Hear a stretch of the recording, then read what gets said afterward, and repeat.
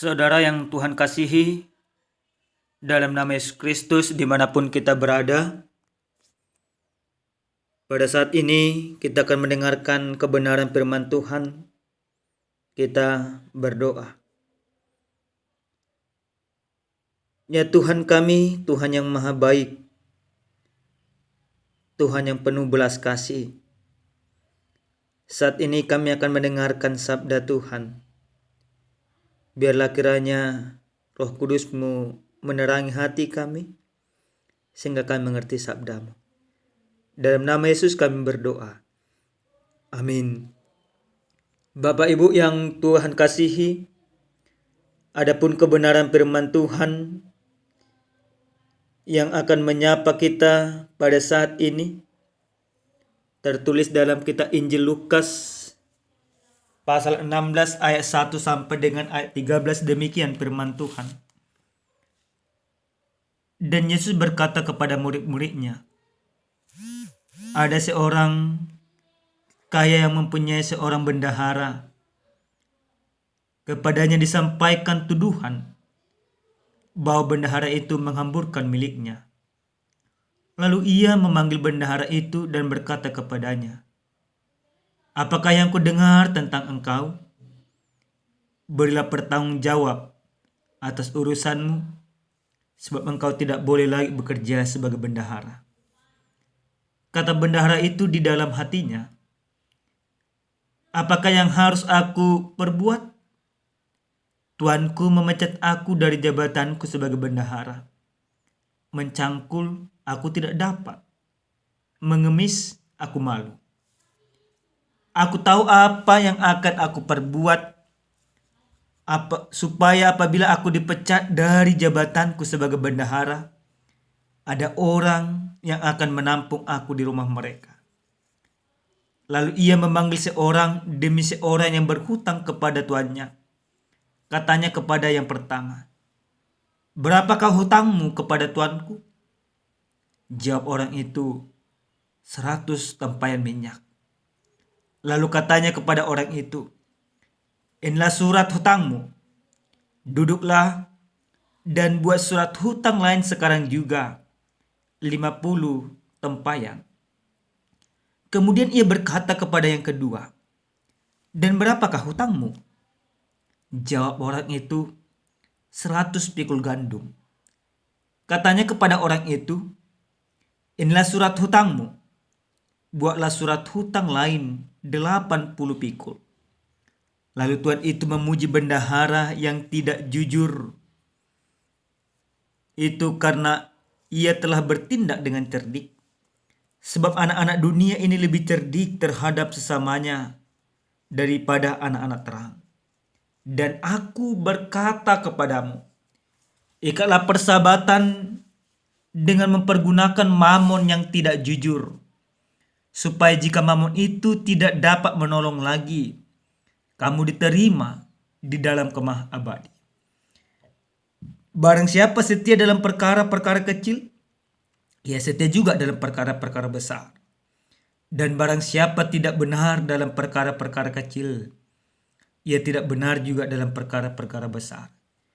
Jadi, kalau kamu tidak setia dalam hal mamon yang tidak jujur, siapakah yang akan mempercayakan kepadamu harta yang sesungguhnya? Dan jikalau kamu tidak setia dalam harta orang lain, siapakah yang akan menyerahkan hartamu sendiri kepadamu? Seorang hamba tidak dapat mengabdi kepada dua tuan. Karena jika demikian, ia akan membenci yang seorang dan mengasihi yang lain. Atau ia akan setia kepada yang seorang dan tidak mengindahkan yang lain. Kamu tidak dapat mengabdi kepada Allah dan kepada mamon. Demikian pembacaan kebenaran firman Tuhan. Bapak Ibu yang dikasihi oleh Tuhan kita Yesus Kristus, satu hal yang sering dipertontonkan di dalam kehidupan kita zaman sekarang, yaitu soal ketidakjujuran. Banyak kita lihat di setiap lapisan masyarakat ada banyak orang-orang yang tidak jujur. Dari kalangan pejabat, dari kalangan pegawai negeri, bahkan kalangan umum sendiri. Bahkan kalau kita jujur, kita juga sudah melihat ketidakjujuran itu juga terdapat di tengah-tengah gereja. Ada banyak orang-orang yang tidak bertanggung jawab atau orang-orang yang tidak jujur di tengah-tengah gereja. Nah, dalam kebenaran firman Tuhan yang sampai kepada kita pada saat ini, Yesus membuat sebuah perumpamaan yang benar-benar real di dalam kehidupan para pendengarnya pada saat itu. Perumpamaan tentang bendahara yang tidak jujur. Jauh sebelum Yesus juga memang yang namanya bendahara ini banyak yang tidak jujur. Dan zaman sekarang juga banyak orang juga bendahara-bendahara tidak jujur. Mereka berpikir bahwa apa yang dia miliki, apa yang dipercayakan kepadanya menjadi miliknya semata. Sehingga mereka berlaku sewenang-wenang, sehingga mereka berlaku sesuka hati. Dan itulah yang terdapat di dalam perikop khotbah bagi kita pada saat ini. Ketika si pemilik harta mengetahui, memahami, dan berita fakta yang nyata sampai kepadanya bahwa orang yang dipercayakan atau orang kepercayaannya, bendahara yang dia pilih, bendahara yang dia tetapkan, bendahara yang dia percayai untuk mengelola segala keuangannya, ternyata tidak jujur. Nah, dan si pemilik harta bertanya dan berusaha ingin memecat si bendahara ini. Kenapa dia akan dipecat? Karena ketidakjujurannya. Ketika sebuah teguran, ketika sebuah peringatan telah sampai kepada bendahara ini, maka yang terjadi dari bendahara ini ada sebuah kecerdikan yang dia lakukan. Kecerdikan apa? Kecerdikan untuk melanjutkan sebuah kehidupannya. Dan kecerdikan itu dia tunjukkan dengan sebuah perubahan yang benar-benar berubah. Yang benar-benar membuat sebuah perubahan yang di luar daripada yang seharusnya. Dia tidak lagi mencari keuntungan. Tetapi ketika sebuah peringatan datang kepadanya, dia mempergunakan kecerdikan. Dia pangkas seluruh keuntungan yang harusnya dia miliki dengan keserakahannya, dengan mengembalikan yang sesungguhnya. Nah, Bapak Ibu yang Tuhan kasihi, setelah si pemilik harta memahami hal itu, dia memuji bendahara yang tidak jujur ini. Pujiannya bukan karena ketidakjujurannya, tapi pujian itu dia sampaikan kepada bendahara itu karena perubahan yang dilakukan oleh bendahara ini. Perubahan yang terjadi. Sebuah peringatan ini membuat bendahara itu berubah. Perubahan ini juga sangat signifikan. Karena perubahan itulah maka pujian diberikan pemilik harta kepada bendahara tersebut. Nah, Bapak Ibu yang Tuhan kasihi, kebenaran firman ini bukan membenarkan ketidakjujuran, tetapi kebenaran firman ini mengajarkan, membenarkan sebuah perubahan. Ini yang harus kita pahami, Bapak Ibu yang Tuhan kasihi, dari kebenaran perikop yang sampai kepada kita pada saat ini. Sesuai dengan tema yang sampai kepada kita, dikatakan Tuhan menegakkan orang yang hina. Nah, siapa orang-orang yang hina pada saat ini? Adalah orang-orang yang berdosa. Mereka Tuhan tegakkan karena mereka mau berubah dari sebuah kehidupannya. Mereka Tuhan tegakkan karena mereka mau mengubah kehidupannya sesuai dengan porsi yang Tuhan inginkan di dalam kehidupan. Dan ini tentu sampai kepada kita pada saat ini. Nah, Bapak Ibu yang Tuhan kasihi, ada beberapa hal yang harus kita lihat dari kebenaran firman Tuhan ini. Yang pertama, dari firman ini kita mau diingatkan bagaimana orang jahat pun atau orang berdosa tahu memikirkan masa depan. Maka orang benar harus demikian. Yang artinya kalau seperti peribahasa mengatakan, sediakan payung sebelum hujan, atau jadilah orang bijak di tengah-tengah kesulitan. Yang pertama sekali, lewat firman ini kita mau diingatkan bagaimana orang-orang percaya itu harus menjadi orang bijak di tengah-tengah kesulitan. Atau orang yang hina itu harus menjadi orang yang bijak. Kebijakan orang yang hina itu yaitu orang hina mampu menegakkan sebuah kebenaran di dalam segala hinaan yang sampai kepadanya. Itu yang pertama. Yang pertama sekali firman ini mengingatkan kita. Orang jahat, orang yang berdosa tahu memikirkan masa depan. Maka kita, orang yang percaya kepada Tuhan Yesus Kristus, sesungguhnya kita harus menjadi orang yang sangat bijak di tengah-tengah kesulitan. Banyak hal kesulitan yang kita hadapi. Ibaratnya zaman sekarang terjadi pemecatan di mana-mana. Naiknya juga minyak BBM pada saat ini membuat kita menjerit, membuat kita menderita, membuat kita mengalami banyak kesulitan di tengah-tengah hidup yang memang sudah sulit sebelumnya. Maka firman ini mengingatkan kita bagaimana orang yang Tuhan percayakan ini ketika dia menghadapi kesulitan, dia harus memikirkan yang terbaik di dalam kehidupannya di tengah-tengah yang keadaan yang sulit itu. Yang artinya dia harus memikirkan sesuatu yang sesuai dengan firman Tuhan. Dia harus memikirkan sesuatu yang benar-benar bermanfaat di dalam kehidupan. Bijaklah mengatur segala sesuatu. Jangan lebih besar pasak daripada tiang. Kita harus memikirkan di tengah-tengah minyak yang sudah naik pada saat ini, bagaimana kita lebih berhikmat di sana. Seperti bendahara yang tidak jujur tadi. Ketika dia sulit, ketika dia akan mendapatkan sebuah pemecatan, dia bijak di sana. Nah, dan kita juga harus demikian Bapak Ibu yang Tuhan kasih. Yang kedua, dari kebenaran firman Tuhan ini, kita mau diingatkan bahwa orang jahat atau orang berdosa tak berbuat yang baik. Maka kita orang benar harus lebih daripada itu. Kita lihat bagaimana bendahara yang tidak jujur ini, dia berbuat baik sebenarnya. Dia mengembalikan kepada makna yang sesungguhnya.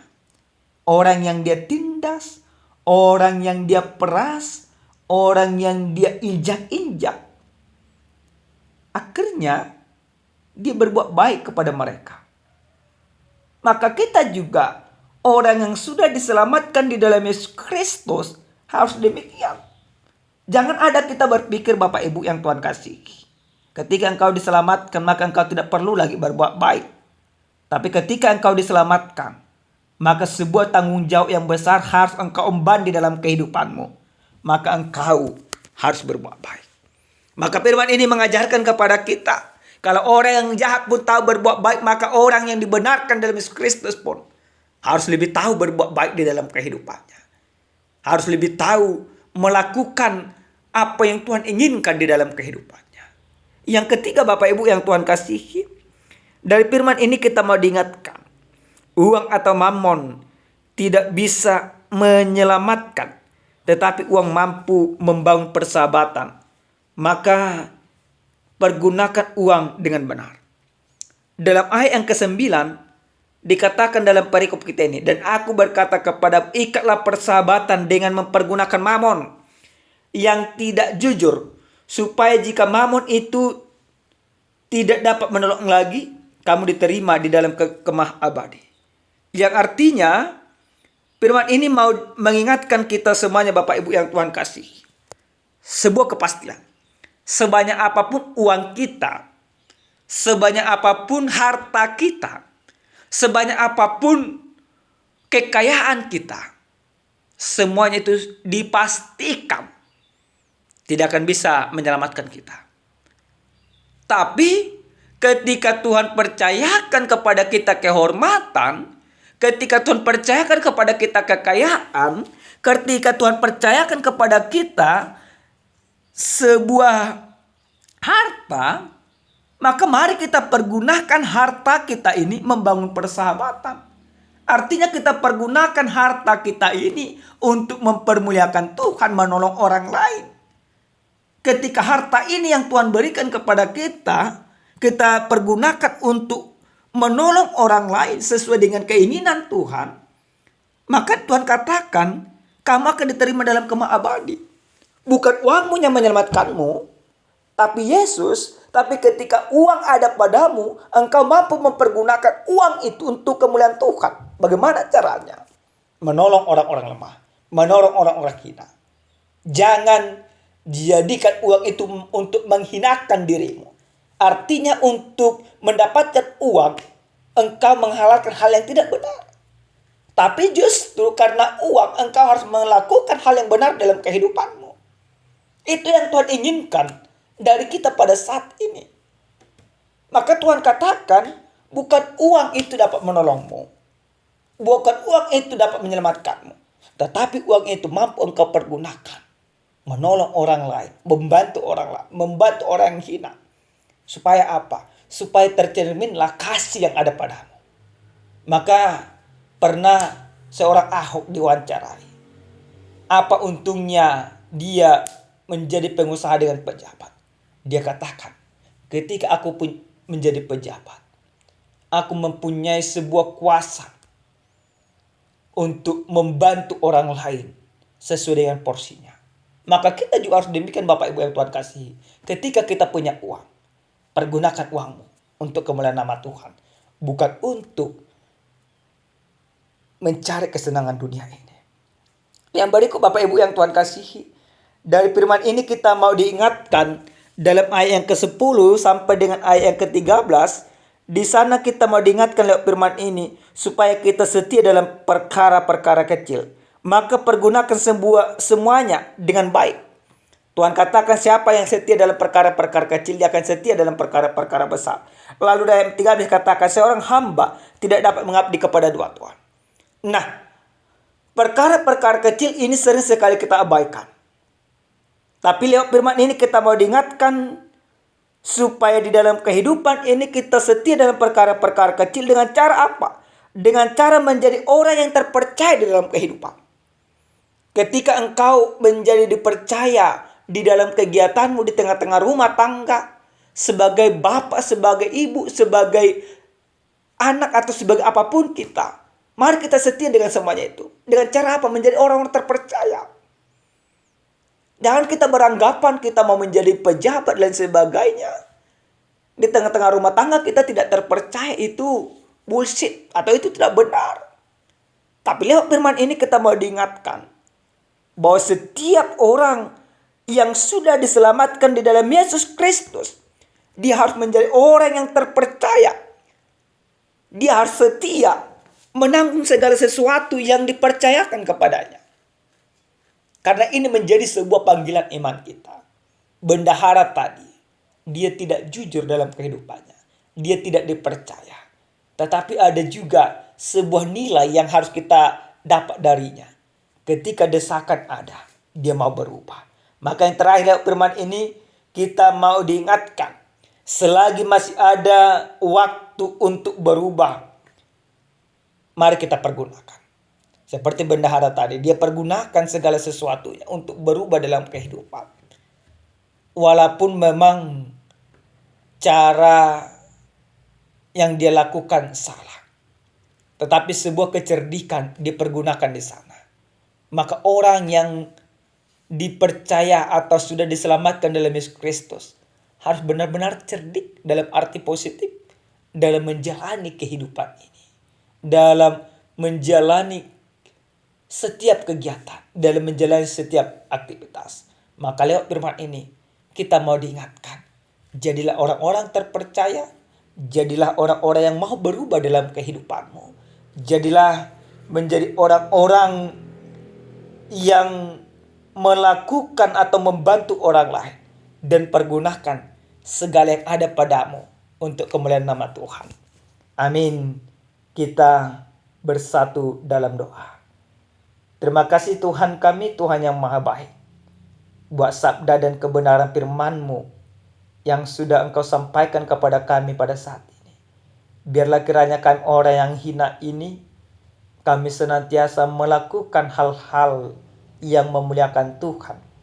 Kami senantiasa melakukan hal-hal yang benar dan melakukan perubahan-perubahan dalam kehidupan kami. Terima kasih Bapa yang baik. Dalam nama Yesus kami berdoa dan mengucap syukur. Amin. Shalom, salam sehat, Tuhan memberkati.